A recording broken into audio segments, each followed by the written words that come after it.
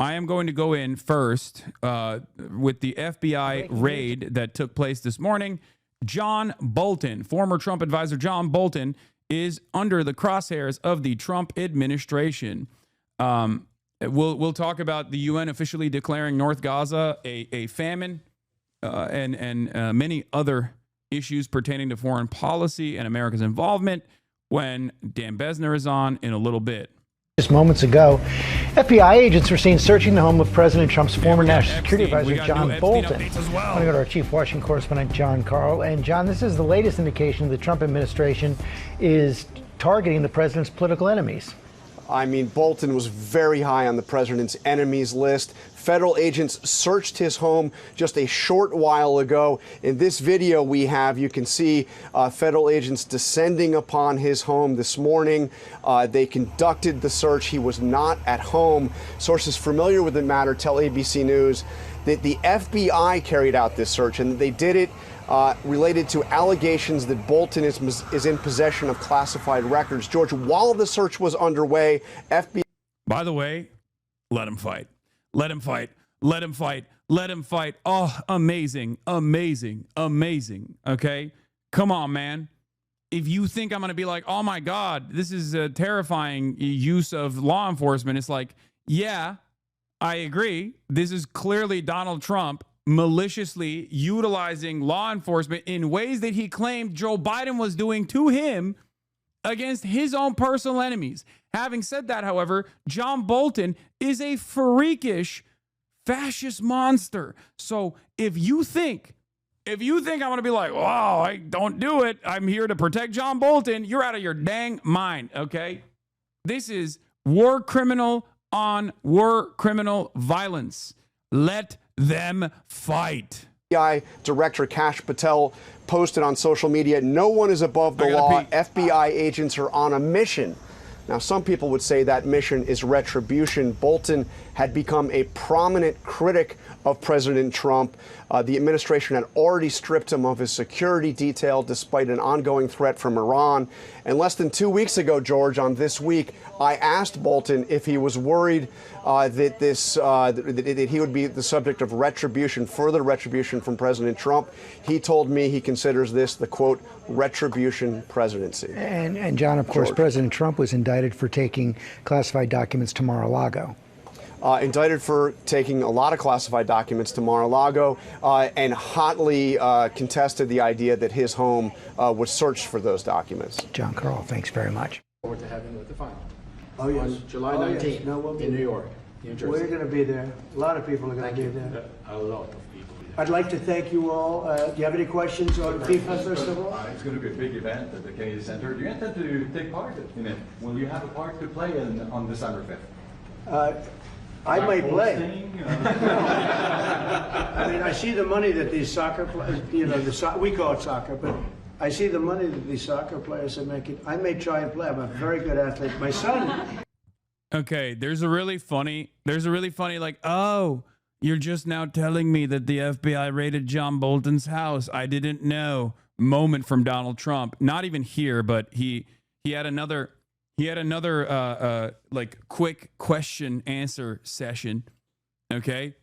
He's like, oh, I had no idea. I could actually use the law enforcement. I'm top cop of the nation, which he's not. Okay. But it's awesome.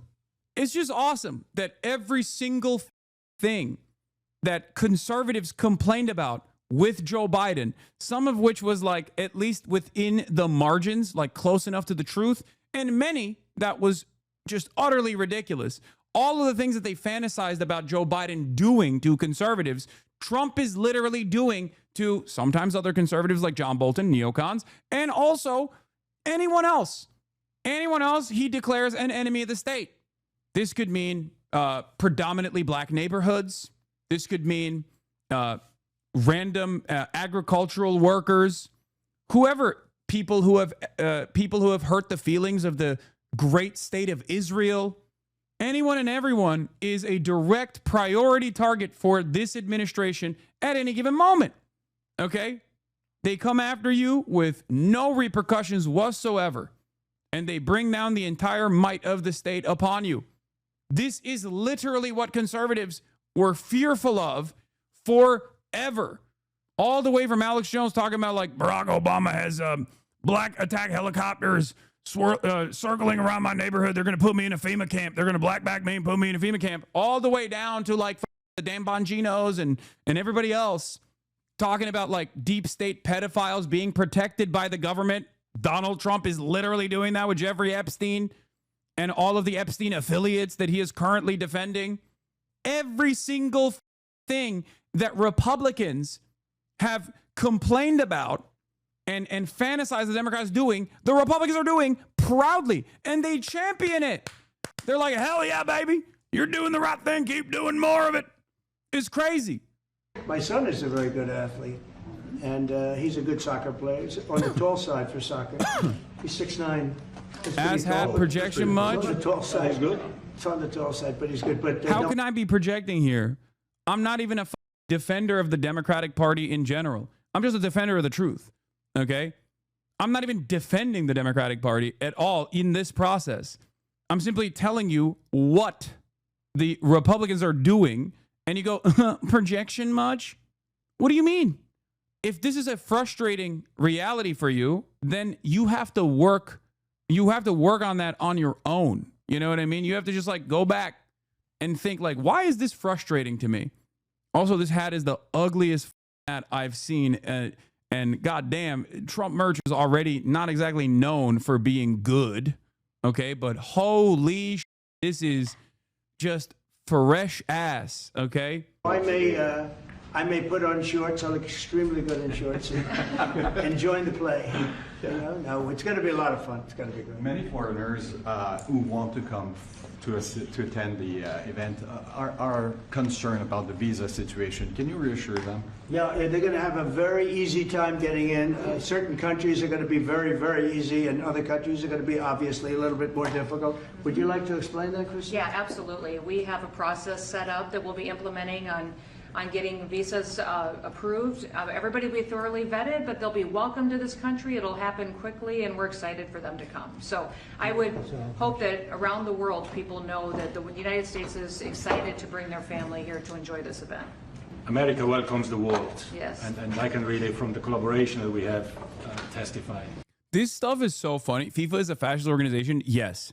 Dude, I feel like for FIFA, you have to do like a litany of war crimes, okay?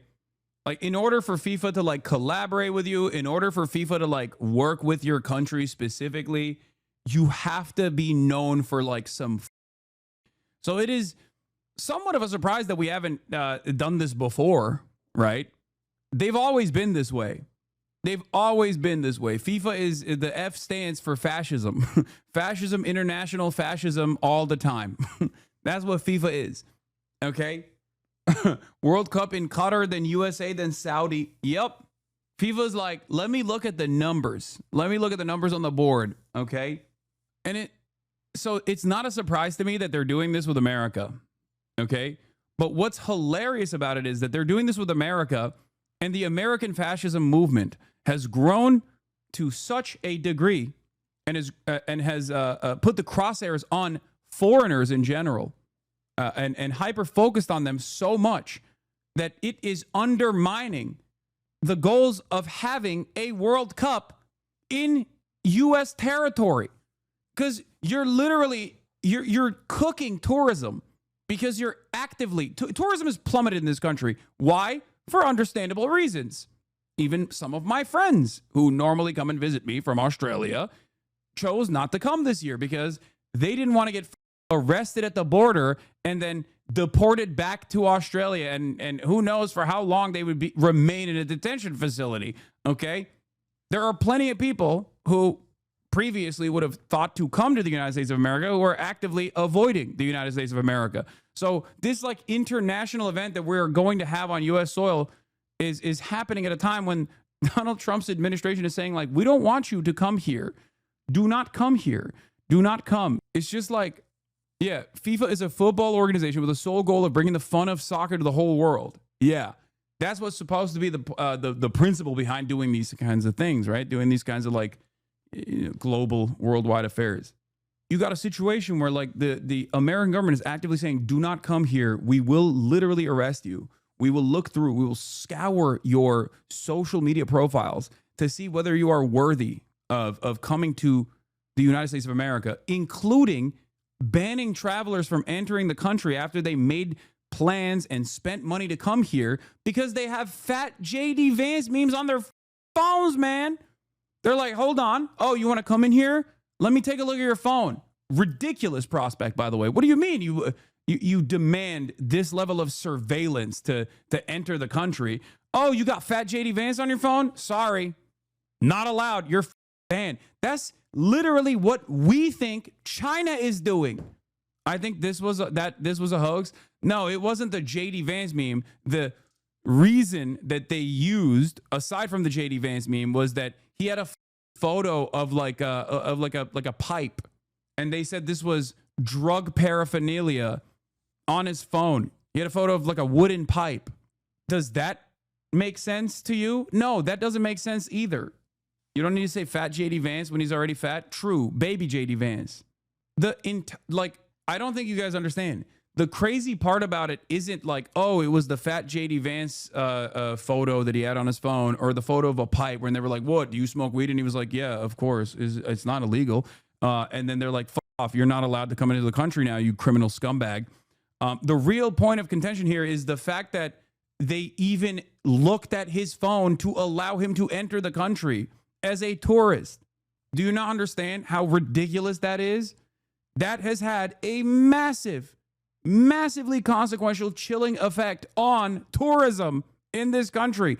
Tourism rates have plummeted because why the would anybody want to come into the United States and have the Gestapo go through their phone and potentially put them in prison for an extended period of time, in an immigration detention facility for an extended period of time? Customs and Border Protection agents searched nearly 15,000 devices from April through June this year, nearly 17% spike over the previous 3 months high in 2022. The real issue is the chilling effect it has on all travelers.